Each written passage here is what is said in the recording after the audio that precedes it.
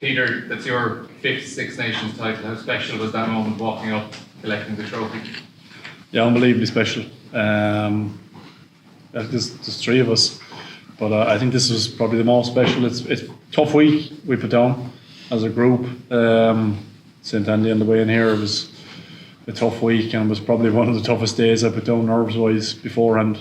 Chatting to a few fellas, they were in the same boat, which was nice. But yes, 100% has to be up there. But one of the most special days of my career, if not the most. Thanks. Cian, then Aisling. A nice moment to lift the trophy with Ty Furlong as well. I mean, he's obviously been through a tough time over the last while. Can you just talk us through that process? Yeah, well, look, it was a nice moment for him and his family, and I thought it was appropriate. You know, he's had a tough few months, and you know, I don't have to talk about that anymore. It was a nice moment to share with him. Thanks. Aisling. Peter, you're emotional during the national anthem. It's clear to see what it means playing for Ireland to you. Yeah, it means the world to me. I've said that lots of times before to players and media. You know, it's a special thing to be picked for your country, and you've got to treat it with the utmost respect. And you know, as I said, it was a tough week. You know, we didn't want to lose last week, but we knew we need to get back on the horse and put in a better performance. And you know, coming back home, championship on the line, the whole lot of was, you know, was an important game for us. And you know, felt the pressure, felt the nerves, and you know, I knew it needed to be a big day for us. Could you take it all in? 5 championships, being out there with that team, as you said, a tough week. You had to dig deep to get over the line today, and then your family got out there as well. Could you take all that moment in? Yeah, it's special. It's hard because it's so special.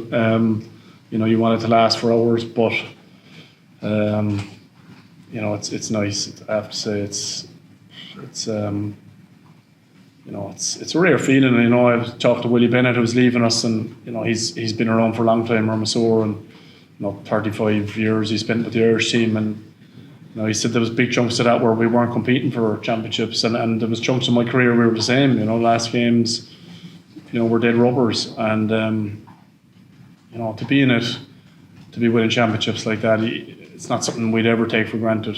And you know, as you saw from our performance today, it certainly wasn't something that we took for granted today. It was a proper test match, as Andy said, and you know, we were a special moment afterwards, definitely. Will there be more days in green? Sorry, Aisling. What was that? Will there be more days in green? We'll see. Thanks.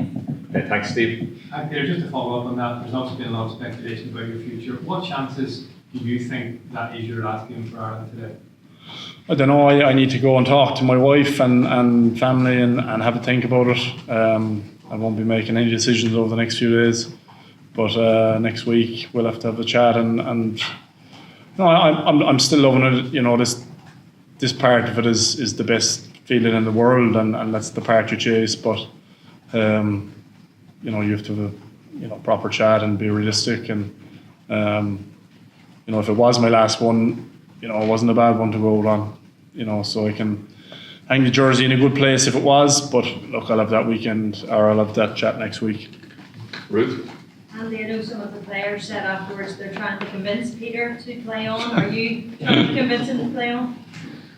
Whatever's right for him. I've been unbelievably a big fan of Pete all his career, and we've a close enough relationship to be honest with one another, and we've been talking about his career certainly over when he's getting towards the end for the last year. So we're realists as far as that's concerned.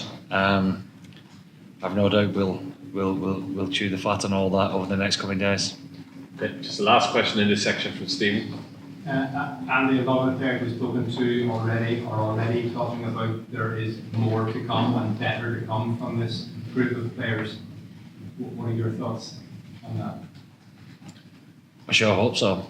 I think it was a fantastic campaign for this group, and yeah, we are continuing on from where we left off and trying to improve as a group.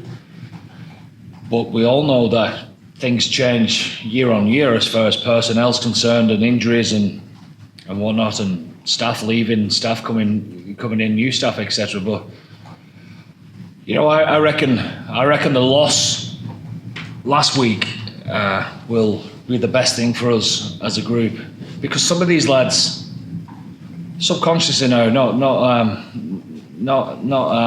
through their own doing, they've been used to winning. They have. But the special thing about the Six Nations and why the Grand Slams are so hard to do, that it changes week on week, like we all know, and some people are fighting for their lives. And for this group, for some of the lads who's not been used to losing at all, then sometimes I suppose, I don't know, I'll have to ask them. They get to a point where they're actually turning up for games thinking, we're doing it, you're never doing it. You're never doing it in the Six Nations, because things change week to week, and that test match last week was a proper test match in Twickenham, and so it should be. We'll learn the lessons from that, and that'll be powerful for us going forward, like this one was tonight, because that was a proper test match. Scotland are a great side. I thought they were tenacious, I thought they were tough. I actually thought we played bloody well. We came out to the blocks in the second half. That was magnificent. The power, the pace that we put into the game. We couldn't get it over the line, but that's how it should be. Scotland have a lot to say in that, and that was a proper test match where, again, trophies are on the line, and the last 2 weeks for us is going to be great learning. Okay, Murray, just final one in this section. Andy, obviously Andrew's strike was really important. He did business, so where did that come from? Who's that, sorry, Mary? Who did you say? The second half try. Oh, yeah, Who's taking Ports. credit for that? Where did it come from? Who's taking credit for it? Set it up well, didn't we? Honestly, with three set plays from the top 5 meters before the line, and one of them that we've not done any throughout. I mean, we've been practicing day in, day out to try and get it right. Made a bollocks of that one. We made a bollocks. 20 times.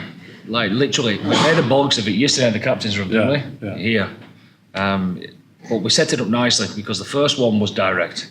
The second one had I suppose they thought the directness was coming again. A little bit of subtlety with Andrew Porter charging on the inside was a nice one for us. But we've still got one in the bag.